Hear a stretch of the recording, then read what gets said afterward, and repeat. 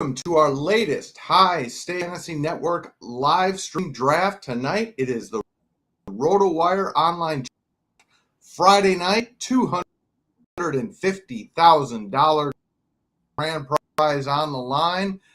A weekend of fun. Got a lot of action going on in the NFFC this week. This is the first of two big Friday night draft RotoWire Online Championship. This will be the one. We'll be live streaming though. We got to do another one on a little bit later on this evening. Got a cut line draft sold out tonight. A busy night of drafting action. As like I say, we kick holiday weekend. Big 4th of July. I think Darik, your cabin this weekend, right? You got big family action going weekend, right? Yes, I am. It's my 8th day, so my allergies are acting up now. Since it's day 8, we had a tornado, so that was a little fun. We know everything was fine, just a bunch of tree damage and stuff like that. But yeah, it's been fun. It's been quite the ride here for 8 days. But ready to do. I'm watching drafts tonight, so right now I'm just texting the last people, making sure they all get in, making sure we have a full house here, and we'll roll from there. I'm also watching, like you mentioned, the Night Owl 11:55 p.m. Eastern draft already filled up tonight. So a bunch of drafts. It's starting to take. We're getting ready. Get busy. Every night we're starting to get now 3, 4, 5 drafts. Yep. Yeah, I got a lot of NFFC right now. Obviously, training camp can be starting up in football and the NFL, and so people are starting to get their Jones on for football. A lot of signups are pouring in. Obviously, got a lot going on in the NFFC. We got our live events going to be happening, in New York and Las Vegas. So, folks, if you want to sign up. Again, we don't run charges for the live events until this first, so you can sign up for those for another month yet. So, again, spots are limited in New York. I want to say that. I want to stress that. Spots are limited in New York. We do have more space in Vegas, but spots are limited if you want to join Darik and I in New York City. So, sign up. Don't have to worry about charges for another month. But as far as this one, $150,000, a record in the RotoWire Online Championship, a grand prize. So these drafts are selling out pretty much every night right now. And again, they're going to be selling out more and more often as we really pick up steam in the month of July now. So looking for, it's going to be a lot of fun. We're going to analyze this draft. We'll pop the draft board in a couple of minutes when we start this up. We'll talk about roster builds, unique ways we're going to see tonight as how people build theirs. A lot of players moving up and down right now. I think in particular that I'm going to be interested in looking at. Saquon Barkley is going to be one. His ADP is really moving now. He's a player of interest right now. Another guy I mentioned, Alvin Kamara, he is dropping right now. I think people are really scared of him with the mention. Darik, anybody in particular that you're going to be interested in looking at tonight in terms of ADP, in terms of where they could be? No, I mean, you mentioned, and I like to look at where guys are going to take DeAndre Hopkins and Chris Godwin based on the unknown there. There's time to take a chance on him, I believe, but also I think there's a time you might have to back off depending on your roster build at that point. Those guys, and I like to see where just QBs go off the board, and if it's a draft where QBs go earlier, sometimes there's just a draft where everybody waits. So again, it's just interesting to see how the builds start, and if somebody, pulls up a little bit and all of a sudden starts with 3 or 4 wide receivers, then you get kind of a chain reaction. So each draft, all these are always unique. Not crazy unique, but there's always something unique about every draft. So that's just the interesting thing to me. See other at one start tonight. Maybe we see a Justin Jefferson or, Christian McCaffrey. We'll see. Is it tonight? I mean, the 10 o'clock drafts usually play a little bit closer to ADP. The 11:55 drafts, there's no rhyme or reason for what happens in those. Those things, they're nuts. They really are. I don't know if you get a different crowd or people. It's like people have been tailgating. What the reason is. Maybe we're seeing Najee Harris at 2 like we saw the other night. That's crazy. I think that was Wednesday night week, right? Yeah, it was sometime this week I was watching. I don't remember exactly which one. They kind of blend together at some point. Yeah, nothing crazy about tonight or number 2. Jonathan Taylor off 1, Cooper Kupp at 2. Really, top 3 picks. Nothing crazy. Cooper Kupp 2, Justin Jefferson 3. That's pretty much standard so far. Sometimes you see Jeffrey, but this is pretty much the top 3 picks that we typically see in the NFFC, at least so far. So nothing too surprising so far in the first. So far, pretty standard. Yeah, CMC will jump in there once in a while, but yeah, there's zero sticker shock there.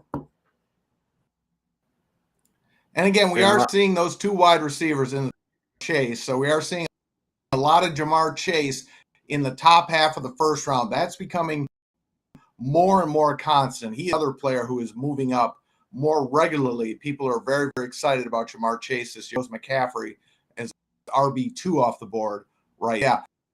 More Jamar Chase in the top half of round. So that could be something we're definitely going to see more in our drafts as we get closer and closer to the start of the season. And there goes Nuts at pick number 6 after McCaffrey. Oh, so Henry's 7th. And usually, I was going to say that top 5 might be moving up in there. He's going to move up in there a lot, depending on just who's in the draft and how they like to start. But, I mean, we haven't seen, Eckler yet. He's coming off the board here eventually in the next couple of picks. But, between those top 5 or 6 guys, that's what you're going to see for now, until we see some other stuff, or we see some other stuff happening, or we see a picture with Saquon Barkley with the shirt off or something. I don't know. He's every time something comes out, picture with him, he moves up 2 or 3 spots. So we'll see where he goes tonight. But still no after. I'm surprised. Yeah, to me that's a shock. There you go. Calling, and there he goes 10. There he goes 10. I am shocked at the fact that he's fallen this far. That's a silly pick. Now again, there's a lot of great players, obviously, in the first year, but if you're picking at pick 10 and you're getting Austin Eckler, right, that's fantastic value. I mean, you can make a strong argument for Austin Eckler in the top 3. So if you're picking him at 10, you're getting him at 10, supreme value. Yeah, I mean, if any of these guys are your guy, if any of these guys are your guy, you can make a top argument. You can pick them 1. I mean, if one of these guys is your guys, they're not coming back to you no matter where you're drafting, realistically, right? I mean, sometimes you'll see, Adams or Diggs fall a little bit, but I mean, if you have to have one of these guys in the first round, you have to take them wherever your spot is in that round. That's it. If that's how you're playing.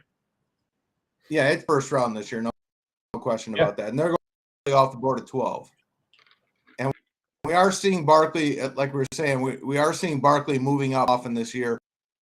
Greg and I were talking on the Sirius show Wednesday night.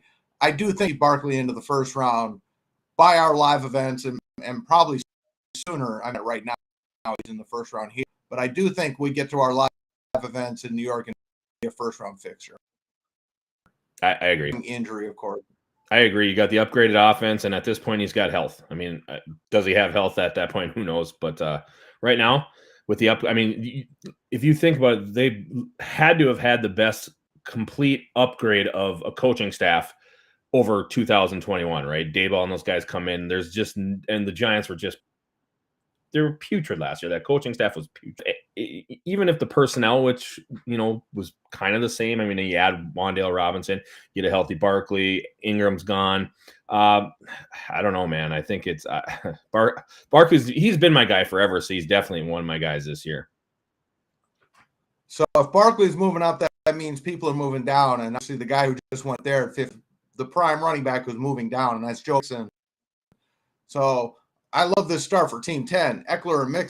Eckler, of course, was a top 3 to 4 pick, not too long ago. And Mix, of course, was a first-round pick as well. So this guy just loaded up with 2 first-round picks, with his first 2 picks of that start for Team. Sure. Now you got his 2 backs, so now he can certainly back off there for a little while, I would think. Yeah, I mean, you can always add a 3rd guy too, right away. I mean, we've seen that, and I've seen some beautiful builds to start with 3 running backs a couple times this year. So again, just kind of how it falls and how you like to do. And again, everyone's start should be good right now. If you have, right? I mean, you have 2 players, you should have 2 good players, and you just got to make it work after that. Roster and construction, hugely important, but after 2 picks, 2 good players. You need 2 good players. You just need to not bust. And you're on your way. There's a really good running back who's just falling and falling and falling right now. Just want to point that out. You know who I'm talking about, but he's just falling and falling and falling right now. So somebody's going to steal late in the second round here. Yeah. You know, Well, I know who you're talking about, of course. And but I mean, this is where he's going. I mean, we've rarely seen him move up past this point right now. I'm not sure I've seen him move up past this point. I don't know what his map pick, I guess. I don't know what it is. I rarely see him, until you pick 21, 22, 23, 24. That's where he's been going. So we got two teams that have started off with two wide receivers. 11 goes Devontae and Lamb, and team in Debo. So, and then three teams with two running backs. Yep, three teams with two running backs. Again, there's nothing nutso here. This is just, personal preference. Guys moving guys around a little bit, but there's nothing weird here at all. So far, the first 20 picks are pretty much in the top 20 to this point. Obviously, just, the order is whoever you want. But so far, nobody has vaulted in 20 who ordinarily isn't into the top 20. T. Higgins, now that he's going early, it's interesting. Obviously, a Bengal there. Aaron Jones with a gift to team 3. For those who may be wondering, I was talking about. Yes. If you don't follow me on Twitter, you know what I'm talking about.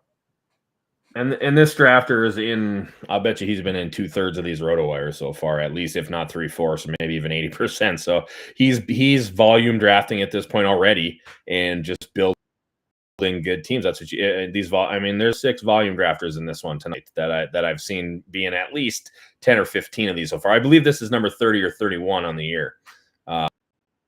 So some of these guys have been in so far. And there goes Kamara at 23. That's a little earlier than he's been going. The reported from ProFootballTalk.com. Obviously, that's going to be, assuming that's even what happens, that would be before the appeal, which is suspension.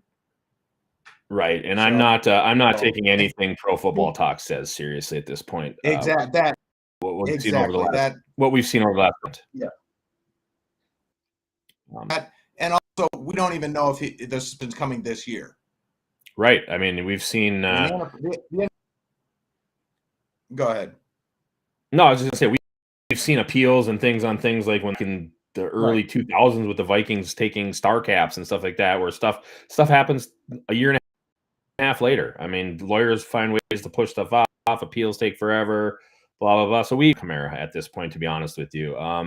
Right. I don't know if I'd pull the trigger in the second round, but somewhere in the third, I definitely would. I just would, because I'd take the chance. Because if it is a 6 game, you can figure that out. And you got to find a way to survive. But to have Kamara as a guy that should have went much earlier, as at the end game, I'll take it.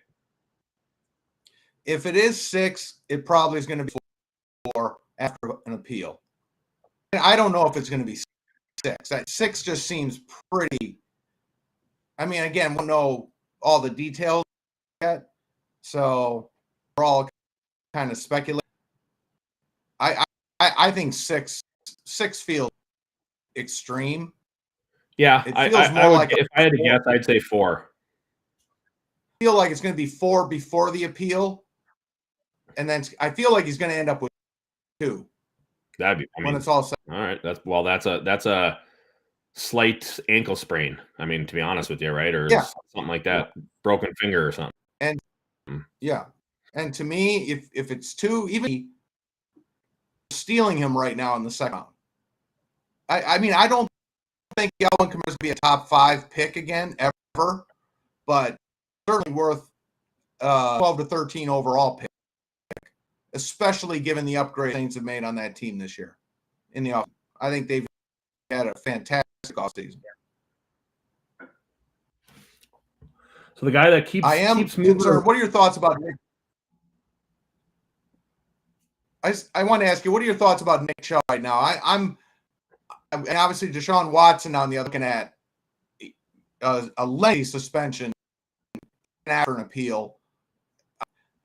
I'm not crazy about Chubb. I know it's going to be a run-first offense and probably survive without Watson, but I'm not feeling great about Chubb.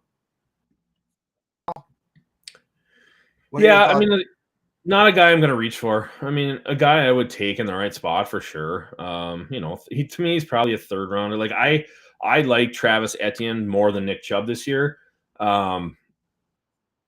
Just based on what I feel like he's going to do in the passing game. I don't know that Robinson is going to be ready. I mean, I just don't believe that in my heart right now. He's at least not to start the year. I mean, with Chubb, you still got the other guys there, and this whole Watson thing again. I don't know. I mean, Chubb's a great player. Don't get me wrong. I mean, he's a fantastic talent. There's no doubt about that. I just think there's other things you can do around there, receiver wise, or even other running back wise, or tight end wise. So I don't know. I won't end up with a lot of Chubb. I'll get one share probably somewhere just to make sure I have one. But it's just hard to. He just doesn't catch a lot of passes, and you just don't see it coming with Kareem Hunt there. Dearness Johnson looks good when he's in there. I don't know how much run there is there for Chubb and how Cleveland's going to work if Watson's gone. For like you said, a lengthy amount of time. I just think there's other things you can do. So I mean, he has a place, no doubt. I mean, he's Nick Chubb. He's good, but I guess my thing is I don't know where to properly value him. Again, I think it's a team dependent build thing. Yeah, I'm just not feeling either. I do like more. I like Javonte Williams more. Both two in this draft who went after him. So now team 1 and team 9 go with 3 running backs in a row. There's 3 good running backs. I'm not questioning talent, but I don't. I mean, especially with Taylor as your first pick, you're certainly not in need of a running back after that, or even Dalvin. Team 9 gets Etienne in the third. Could have had Debo, Evans. I mean, his pick of really good wide receivers. Yeah, I mean, what are your thoughts? Yeah. Crazy 3 running back build there. So team 9, I would have went when I had Dalvin there. I would have easily went Mike Evans right there. I just think Evans going to have a monster season. So I would have swapped Fournette for Evans, and then I would have taken probably Etienne right there if everything kind of fell the same way. And I'd have a fine start with Cook, Evans, and Etienne. Now he's got Fournette, who could be fantastic, was fantastic last year. So he doesn't need a running back for a while. So let's see how his build plays out. Again, we can say we don't like it or we do like it. Let's see how he adds to it. If it falls right, I mean, it could be really, really good. He could have 3 top 12 running backs there. Yeah. Who all catch passes, by the way. Yeah. I mean, certainly all 3 of those running backs are going to be able to catch balls. So I'm just not. Yeah, I would on wide receiver in the second. Yeah, I think it just takes a little bit of sting out of it when you have guys who probably are going to catch, at least 50 to 60 balls. I think that takes a little bit of the sting out of it because it's hard to put together 3 running backs unless you're absolutely trying to do it that are going to, get you 160 or 170 combined catches. It's not easy. Right. One though doesn't even go at the starting 4-1 pick. He goes Josh Allen. So he's really unconventional with 2 running backs and then coming with the QB. So yeah, I can't fault anyone for taking Josh Allen in the 4th round with 6-point TD passes in our scoring system. I can't do it. So if you didn't like a wide receiver there, I have zero problem with grabbing Josh Allen there. No, he's one QB for sure. And again, wide receiver there's going to be guys in the 5th and 6th. If he wants to back with 2 at the turn, there's going to be good wide receivers on the board. If that's what he wants to do, I mean, he comes with a tight end there. So we'll see what does. Team 9 does get a good wide receiver now, and so he is in there. Yep, I probably would have went McLaurin over him. But yeah, I mean, to each their own. Pick who you like there. Sutton and Judy back to back. Again, I mean, I'm not. I was a big Jerry. Sorry. I was just gonna say, you see all the yellow board. It just shows you how deep that position. And these are good wide receivers coming off the board here in round 4. Yeah, we've seen Michael Pittman went 25th overall. That guy's rising up the ranks too. I mean, we're rarely seeing him get past about pick 30 in any of our drafts now. The Sutton Judy back-to-back is interesting to me. I was a huge Judy guy last year. He came out the first half that first game while we were watching in Vegas there and just looked ridiculous. Gets hurt and then just was never the same. Obviously, quarterback not very good last year. Obviously, quarterback upgrade. I have Sutton in front of Judy. And I like all those Broncos. The problem is I don't know if they're all maybe just being valued too high because there's so many of them. Because I actually like Tim Patrick and KJ Hamler as well, especially for best ball. And again, this is not a best ball draft, so these are where you're having to set your lineups. But I think Denver's loaded, and I don't know if they're too overloaded. And sometimes, again, attrition and injuries take care of that. So maybe it's not a big deal, but early to me for Judy, and it's not early for Sutton based on ADP lately, but I don't know if I could pull the trigger on Sutton there. There's guys I like that have gone behind him. I like Bateman more. I don't know that I like Thielen more than Sutton. I like Thielen more than Judy this year. Cooks I would take before Judy. Gabe Davis I'm still having trouble with. I think he feels like the biggest boomer bust guy in the entire first 5 or 6 rounds this year. We've probably talked about Thielen a lot, and his ADP is ridiculously low. That's got to be as early I've seen Thielen go. And honestly, This is where he should be going. I mean, I don't know if this is going to be a course correction for Thielen, but honestly, he shouldn't be going where he had. This is where Adam Thielen should be going in drafts around 50 overall. I don't know if this is a start of, people waking up to Adam Thielen, but this has got to be about the earliest he's gone. Oh yeah, certainly that's draft 49. That's easily his minimum pick so far. There's no way he went before that, unless it was a mistake before. No one was drafting him that high. No, and we've now seen 10 wide receivers in a row, 11 out of 12. Yep, and wide receiver. And look at all that; these are all good wide receiver picks coming off in round 5. Every single one of these guys. I mean, I got issues with Gabe Davis too, but I mean, certainly the upside is there. If you believe in the guy, there's room for upside. I can't question that. So I mean, I can't argue against any one of these wide receiver picks that are made.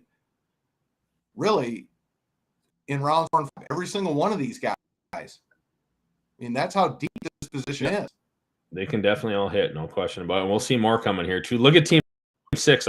This is a fun build. He doesn't have a wide receiver yet, but he's got Najee, Kelsey, who's a wide receiver. I mean, yes, you slot him in a tight end, but you're expecting, your 100 catches. You're gonna score like a wide receiver 1. So, but then you got Cam Akers, who you love, who I don't necessarily love there. But it could work out. And then Zeke in round 4. Zeke, that could be a big play. And then Mahomes in round 5, and you got the Kelsey Mahomes stack. So that's interesting. I'm interested in the build. Let's see how he ends up. But again, it might cup of tea for a lot of people because a lot of people need to have 2 or 3 yellow at this point. But we'll see how it works. I'm interested. No, I mean, he's got the wide receiver 1 in Kelsey. So I think, he can still, there's still some wide receivers out there that back Kelsey up with. So Team 4 with AJ as his running back 1, there's some risks there. Certainly, absolutely. The rest of that team is pretty solid, but he's gonna be running back points, I think. For a while. This is what I call a shoot for the moon team to start. I mean, Chase, he didn't necessarily, he jumped him. I mean, not a lot because he goes around 7th or 8th, but he took him over in front of McCaffrey and Najee and Eckler and Dalvin. So, it's a little bit of a push there. And then I think he pushed Higgins. He definitely pushed Higgins a little bit.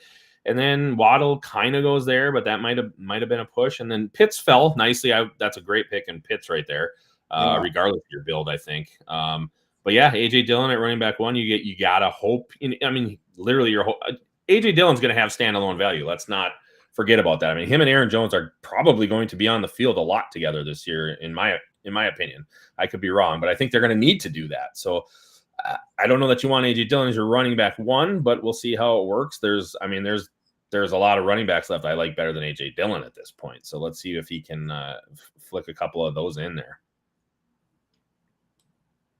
So right now, Chris Godwin, too, just went second to last pick of the 5th round. To me, that's right now too early at this point. Yeah. We don't know when he's going to play, if he's going to play. It seems like they Wow. keep pushing the news back. And I just don't – boy, I mean, yes, I love Godwin. If he's in – you get him back maybe, say, week 7, pretty close to full strength, and then during the playoff run that you hopefully make, he's he's vintage Chris Godwin, then it's probably okay because if he isn't injured, he's probably going in the second, third. But boy, right now, I'm not. The news just. I get it. Drafting early is fun because you're trying to get values and trying to get things that aren't going to happen later. But I don't know that right now I can pull the trigger on Godwin there. No, I think it's too early for him too, and it's way too early for him. It could be November by the time he's back at full strength. So I think it's too early for him. But yeah, look, I mean, Team 1, this bold strategy. I mean, you can only play 3 running backs in the NFFC, 2 to start and 1, and he's drafted 5. You got to be really confident in your ability to hit late round wide receivers here, because now you've literally given up.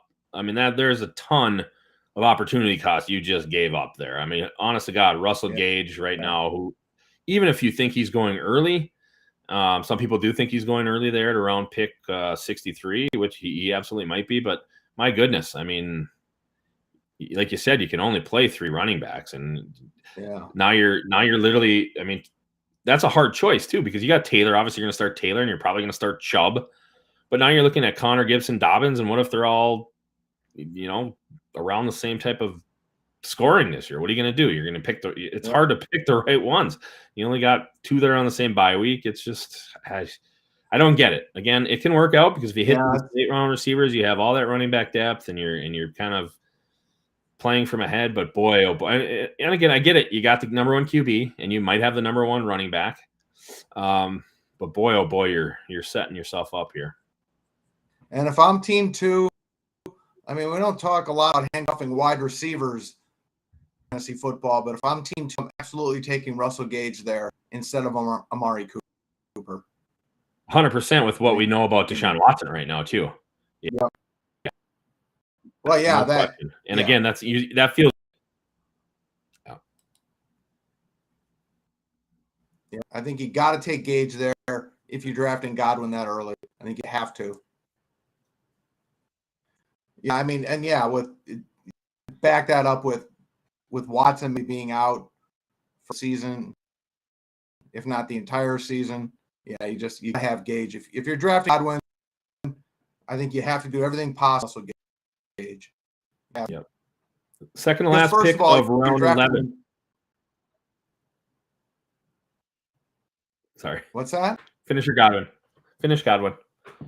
No, I'm just saying, if you're drafting, we're getting drafted right now, it's pretty much it's like handcuffing a running back right now. It really.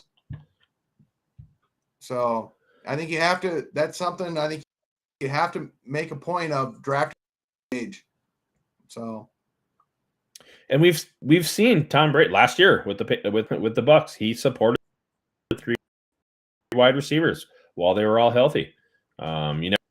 So again, even if Godwin comes back healthy, you still have him, Gage, and Evans. And if they're they're probably not going to throw the ball 731 times like they did last year, but they're still going to throw the ball. Tom Brady's there, right? So again, I think technically they both have standalone value at the end of the year if they're both healthy. So I don't know.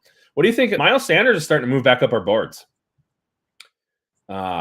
Second pick of round 6. I don't know that I've seen him go. I think I saw him go mid 7th the other night, and then kind of late 7th the night before.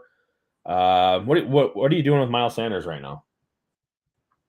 Well, he was falling too far for a long time. I mean, he was such a value pick. And again, that's the value of drafting in early drafts. You get players that are seriously undervalued. People are kind of recalibrating with Miles Sanders because he was falling too far, and now he's inching back up. This is a guy who should be 6 rounds of drafts. I mean, the issue with Miles Sanders is he's supremely talented.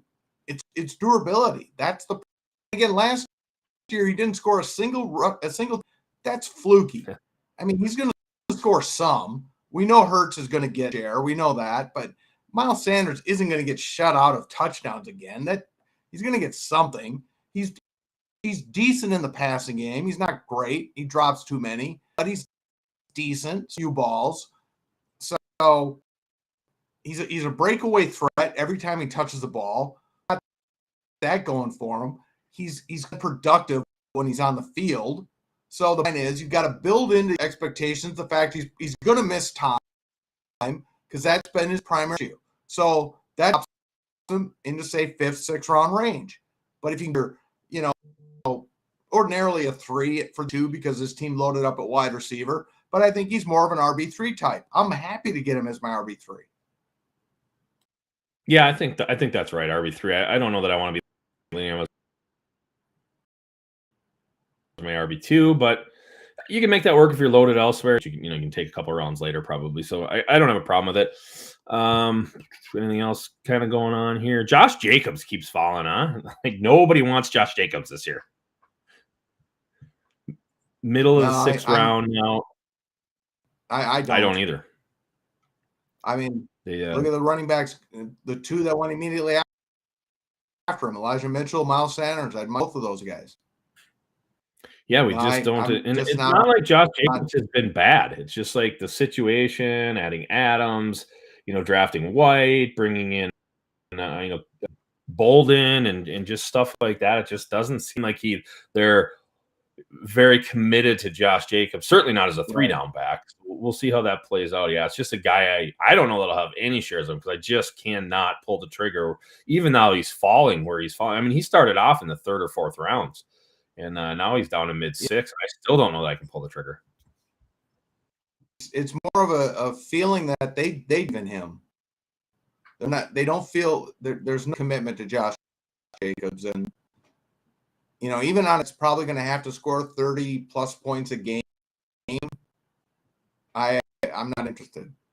So he's going to have more rounds for me to buy into it.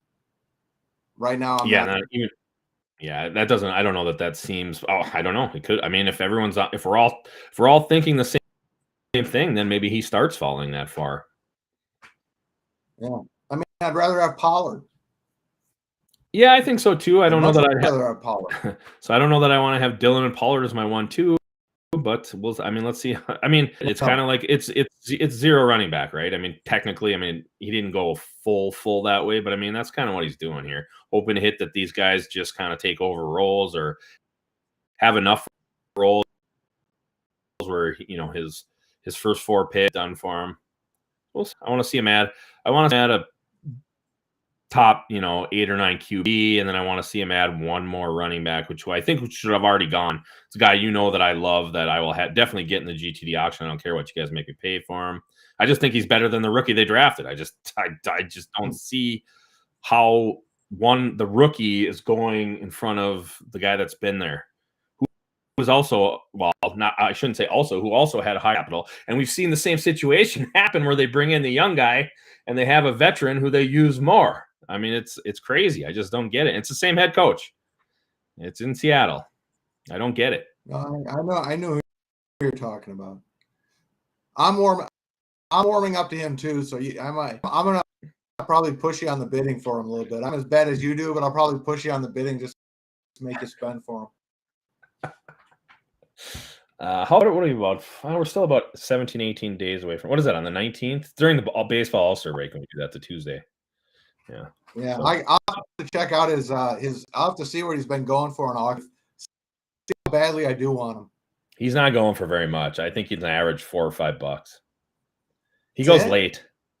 He goes late all the time. People don't. They're not on him. So I think we've only had 4 or 5 auctions, so it's not. And you always have like 20 at the end too, so I'll be able to. That's not true. That happened once or twice, and everyone thinks it happens all the time. Doesn't happen. It doesn't happen hardly at all. And the only reason it happened that year in baseball because I was waiting on the one guy who got literally. We didn't know if he was going to have Tommy John surgery, and I thought holding all that money to get him was worth it. Well, it wasn't. That's all. $50 at the end. I'll have 7, so I won't be able. I won't have 30. I won't have 30. All right. So team 4. I want to see what he does with this pick. Needs to do something to wow me here where I like his team a little bit better. I mean, again, I don't mind because Chase and Higgins. I mean, Higgins thing is, I assume he's going to try and. Okay, Well, there you go. Well, I like that pick. There, he took my guy, Actually, so I like that. He probably just took his RB1 in the 8th round. That's what he might have. So I'm happy now. Now I like it even better. So now I think he's got a guy I think top 12 to 15 running back, and then you got those other two guys, and the sky could be the limit for either of them. And at least now, I feel like he has a guy he can throw out there. So now I'm warming up. He actually has a running back depth chart. Right? He doesn't have an RB2, but he's got 2 3s. So depending on what he gets at back, and he still could get a good one, depending on who falls. I think he's got a pretty good shot to get a good one if he wants to come back in the 9th round. He actually could. This could work out for him here. Penny could end up being a low level or a high 2, maybe. He could be an RB1. He has the load at least. What he did in the last 5 or 6 weeks last year was easily inside running back 1 territory. He was probably running back 3 or 4. I don't know. Oh yeah, no. In the playoff weeks, no question. So Team 5. Now, Team 5 is pretty much doing what I don't know what we call that. It's not the zero. What do they call that when hero over anchor or whatever you want to call it. Yeah, but I don't know what you call it, but basically you draft your stud in round 1, and then you don't draft running backs for several rounds, and that's what he's obviously doing. Loading up at wide receiver, Andrews wide receiver, gets Lamar on the. So yeah, I like that. I like that. What he's doing. You got the Lamar Andrews stack for assuming you're making the playoffs. You like the little to get you over the top, right? You got to have those guys both blow up in the big week. So I like that. I got no problem with that. I don't have any problem where he took any of those guys. I'm even warming up to Kadarius Toney at this point in the 8th round. I wasn't on that at the beginning, but the more I read, the more I hear people that I really respect, pretty much everyone's on him. So I've been warming up to Toney. I'm not crazy about McKay in the 1st round. That's well documented, but I mean, I do like this strategy, and I wish more people, if you're going to take that stud running back or the guy you believe is going to be a running back, and certainly when McCaffrey is a stud running back, there's no question about that. You don't have to take a running back for several more rounds. That guy is going to get you 20-plus points a game. McKay's on the field, is going to get plus points per game. You can now load up elsewhere, and that's what he's clearly loading up at wide receiver. He's got a stud tight end. He's got a stud quarterback. And so now he can afford to go get some RB3 he needs now at the running back position. So we'll see. You take guys with what he does. Some guys that can take over roles, and there's plenty of guys left that can do that. So he's got to concentrate on at least 2 rounds here. But I would say even 3, because you don't need another wide receiver for a while. You're not. I mean, you're playing Andrews every week, so you're not. Tight end. You don't even need to draft another tight end. You don't need to draft another quarterback if you don't want to. And with that kind of start, I probably wouldn't. Unless I probably would have grabbed Pollard or Penny over Burks just to get one of those guys, but that's just me. Yeah, I would have grabbed Penny there. That's fine, but whatever. Yeah. We'll see. I mean, let's go. We're gonna see his next 2 or 3 picks, and it could look just fine when he's done. Yeah, but I mean that's the approach. I think people have to understand when you do take that guy Taylor, Jeffrey Harris, Cook, Eckler, the guys going to get you 20-plus points per game. You don't have to come back with another running back in the 2nd or 3rd round. The values there, take them, but have to. Correct. So I'm not on a great running back if there's a running back in the 2nd or 3rd round, but it's a great way to really attack other positions, and get value elsewhere, because that you've got that secure production out of your RB1, or you're certainly expecting to get that through production. That's why you're drafting that guy. That's the whole point. So we've got team 4, team 12, and team 8 do not have QBs yet. So they're okay. I mean, there's not going to be a run of quarterback coming now for a while, so they're all each going to be able to. Okay, good pick. I was gonna say team 5. There's one guy I would take here. I didn't want to say it in case anyone's listening, but that's the guy I would have taken there, 100%. That's a nice. All right, I saw in our chat too. A very good team 2. In case Kamara is suspended, team 2 may not have a running back week 1, so he's going to have to address that. Yeah, I mean, you can. That was made in our chat. You can sprinkle in. You have Fab before the backup season, if you need it. Right. And you can sprinkle in if you have to.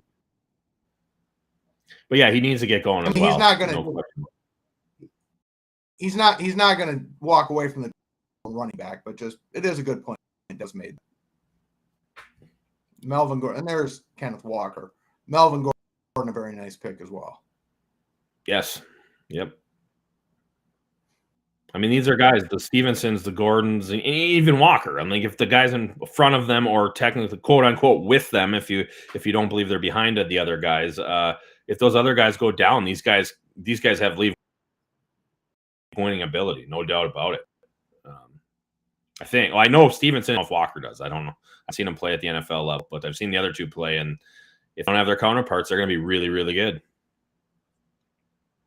Well, even if Penny is a starter, and I certainly think he will, Walker's going to have a role.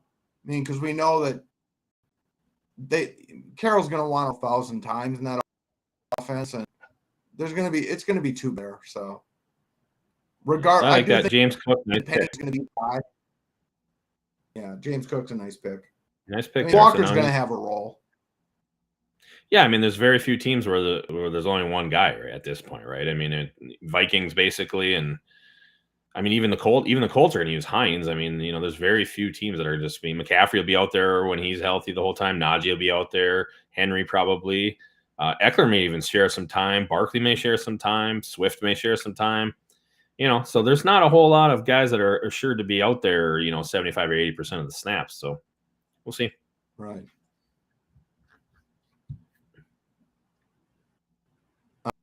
Team 1, obviously, with all those racks to start, has hit their position pretty hard in the last 4 rounds. 4 on a row. Devontae Smith, and Ayuk, Garrett Wilson are not too bad. Obviously, no, I mean there's only so many guys left there, and you got upside guys. I would definitely have taken Tony over Ayuk at this point, just based on Ayuk is what I figure at least the third target is at best there behind Debo. It's going to look like, but yeah, I mean, and that's upside. Brandon Ayuk's a great player, good player. So I mean, you got Wilson as a rookie and Moore, who without DeAndre there to start the year, definitely is going to have Christian Kirk gone, obviously, as well. So I like him, painting that yellow for a while and see what he pulls out of there.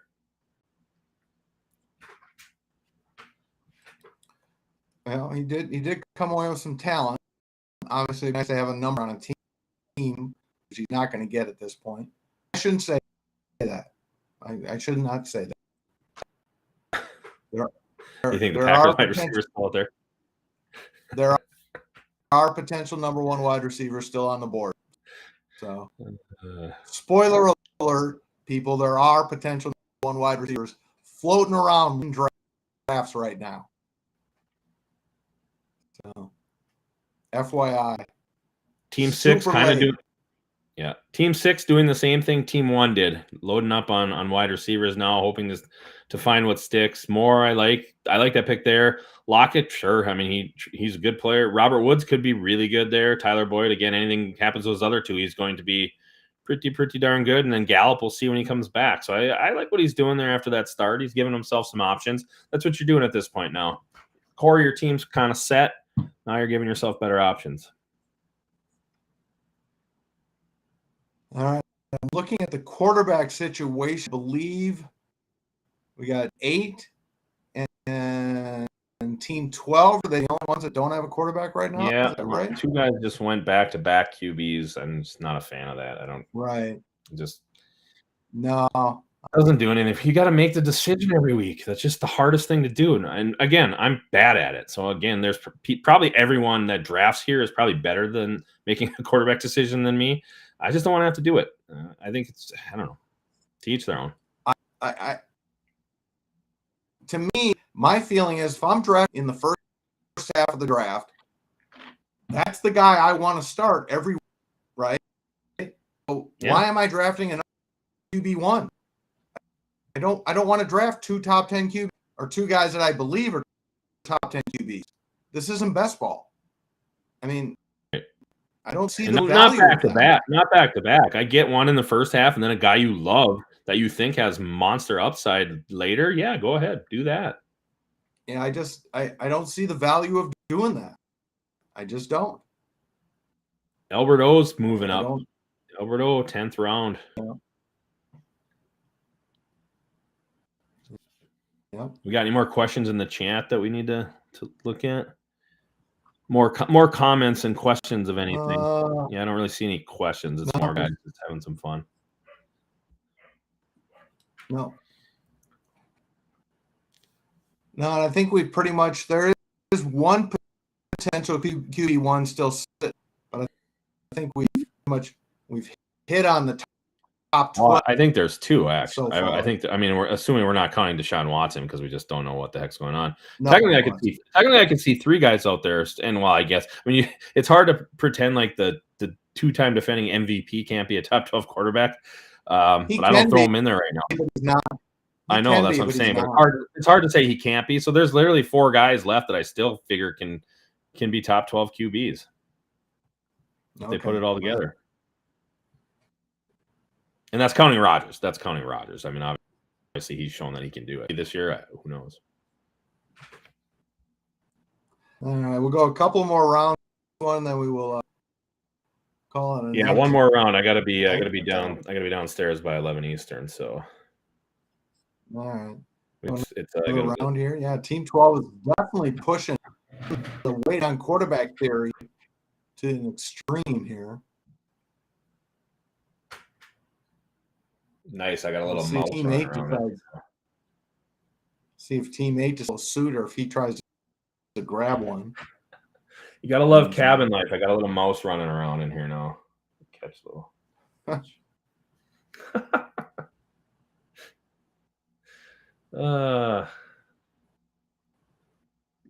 But yeah, to me, if I'm waiting, and I am a wait on QB guy at this point, I would want to have one at this point. And as you can, these guys are just pushing each other backs. They're just waiting.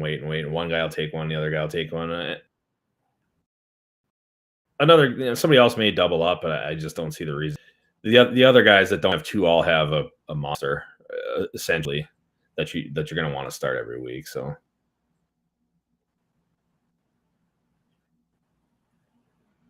And Team 8 is going to push that one. He figures he doesn't have to take one. He figures no one else is taking one. Right. Why wait? Take one. I do like that. I do like that Khalil Herbert pick. That's one of those guys that could be, showed us something last year in his rookie year, and if something happens in Montgomery or they use Montgomery a little bit differently, Herbert can certainly at least. He took him, I guess, as his running back 6, but I like that a lot.